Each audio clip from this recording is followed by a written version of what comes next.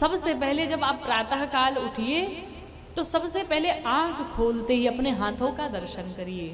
कराग्रे वसत लक्ष्मी, कर मध्य सरस्वती, कर मूल्य वसत गोविंदम, प्रभाते कर दर्शनम।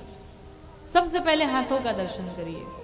भगवान राम को, भगवान नारायण को, जो भी आपके इष्ट हो उनको धन्यवाद करिए। क्यों?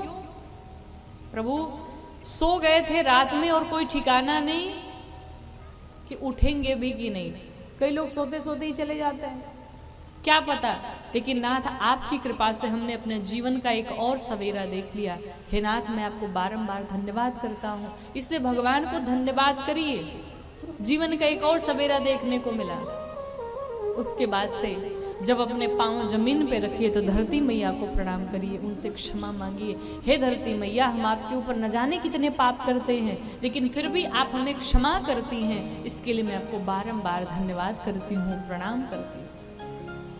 तत्पश्चात घर के जो बड़े हैं, माता पिता जो भी हो घर में, उनको प्रणाम करिए, उनका आशीर्वाद लीजिए। लेकिन यहाँ तो सुबह महाराज गजब की शुरुआत करते हैं लोग। बेड पे ही चाहिए, क्या टी चाहिए मुझे बेड पे। हमें तो बेड टी लेने की आदत है, जो बेड टी लेते हैं बुरा न मानेंगे, लेकिन ये गलत बात है।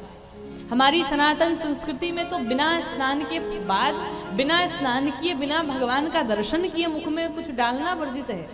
लेकिन फिर भी अगर आपकी आदत है, आप नहीं कर पाते हैं, तो कम से कम उठने के पश्चात नित्य क्रिया करके, ब्रश करके, मुख धुल के, चेहरा स्वच्छ साफ करके आप चाय लिया करिए। भले स्नान न करिए, लेकिन कम से कम इतना कार्य तो करना ही चाहिए। बेड पे सोए सोए कभी सोते उठते चाय नहीं पीना चाहिए, ये उचित नहीं है। भगवान राम सबको प्रणाम करते हैं, अपने छोटे भाइयों के संग में वेद पुराण की कथाएं सुनाते हैं सभी को। बड़ा अद्भुत प्रेम है। अपने माता पिता से पूछ पूछ करके सब कार्य करते हैं। देखिए, बच्चे जब बड़े हो जाते हैं, समझदार हो जाते हैं, किसी पद पर चले जाते हैं, ठीक है, वो समझदार है, उनका डिसीजन है, वो खुद ले सकते हैं। लेकिन फिर भी यहाँ में ये सीख मिलती है कि हमें एक बार अपने माता पिता को अवश्य बता देना चाहिए। क्यों? उन्हें अच्छा लगता है कि हमारे बच्चे हमसे पूछ रहे हैं। करना आपको ही है, मालिक आप ही है, सब कुछ आप ही करेंगे, लेकिन फिर भी अपने माता पिता से पूछ करके हर कार्य करना चाहिए। भगवान राम भी पूछ पूछ करके कार्य करते हैं, और ये चरित्र देख करके सभी हर्षित हैं, सभी प्रसन्न हैं। भगवान इस प्रकार से अयोध्या में वास करते हैं। अब ये कथा थोड़ी बदलती है, और ये कथा पहुंची श्री राम अयोध्या जी से कहा बक्सर में पहुंची। बक्सर में कौन रहता है? विश्वामित्र महामुनि ज्ञानी विश्वामित्र जी रहते हैं।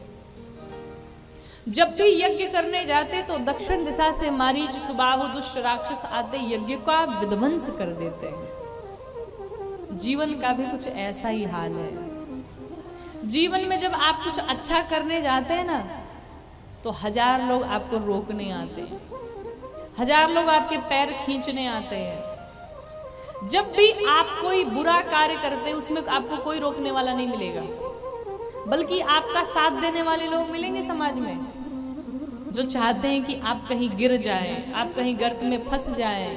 बुरे कर्मों में कोई बाधाएं नहीं आती महाराज, जितनी बाधाएं आती हैं अच्छे कार्यों में आती हैं। लेकिन कहते हैं सत्य परेशान हो सकता है, लेकिन पराजित नहीं हो सकता है। आप सत्य के मार्ग पर अगर चल रहे हैं, भगवान पर विश्वास रखे हैं, तो निश्चित एक दिन आपको सफलता मिलने वाली है।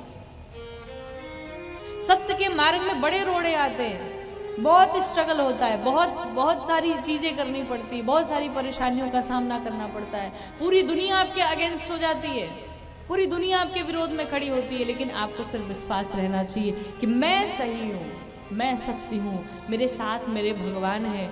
और यही आपकी निष्ठा, यही आपका दृढ़ संकल्प आपको आपकी मंजिल तक पहुँचाता है।